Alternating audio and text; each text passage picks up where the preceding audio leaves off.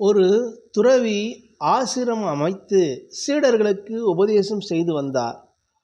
அந்நிலையில் இருக்கின்ற போது அந்த ஆசிரமத்தின் அருகே பன்றி, ஒரு மிகப்பெரிய பன்றி குட்டிகளை போட்டு அது உல்லாசமாக சல்லாபமாக வாழ்ந்து கொண்டிருந்தது.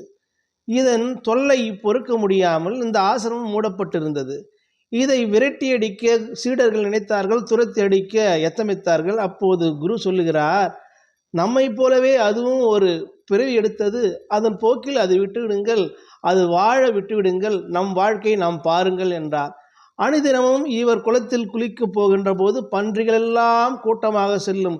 இதை பார்த்து இந்த குரு சிரிப்பார், நகைச்சுவையாக பார்ப்பார். இது என்ன, இது அதிசயமாக வியந்து பார்ப்பார். சீடர்கள் எல்லாம் முகம் சுழிப்பார்கள்.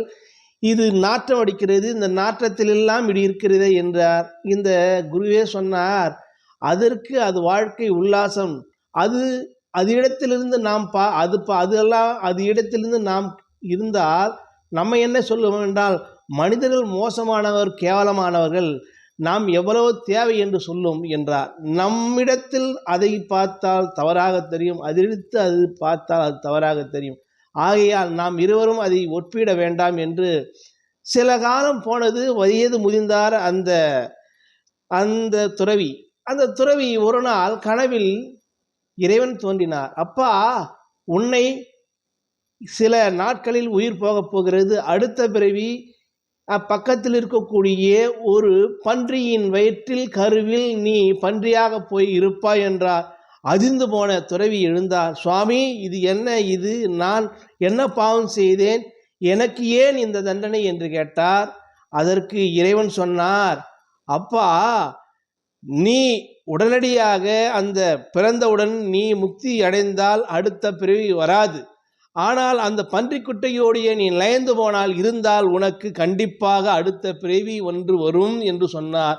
உடனடியாக அந்த இறக்கும் தருவாயில் இருக்கக்கூடிய அந்த குரு தலைமை சீடனை அழைத்து சொன்னார், அப்பா, அனைவரும் வெளியே அமைத்து விட்டு அவனிடம் மட்டுமே சொன்னார், நான் இறக்கப் போகிறேன், அதனால் முதலில் பிறக்கும் குட்டியை நீ கொன்றுவிடு என்றார். ஆனால் என்னை 2 நாட்கள் விட்டு கொன்றுவிடு என்றார். இவனும் 2 நாட்கள் விட்டு விட்டான். சரி, கொல்லை எத்தமிக்கிறான் இந்த சீடன். அப்போது அந்த பன்றி சொல்கிறது, இது நன்றாக இருக்கிறது, மனித வாழ்க்கையை விட சல்லாமாக உல்லாசமாக இருக்கிறது, என்னை கொன்று விடாது என்றார்.